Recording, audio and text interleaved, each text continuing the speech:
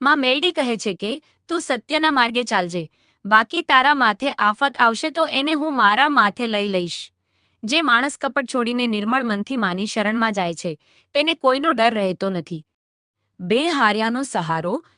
દુનિયામાં જ્યારે બધા દરવાજા બંધ થઈ જાય ત્યારે મેલડીનો દરવાજો ખુલે છે. જેનું કોઈ નથી એની હું મેલડી છું.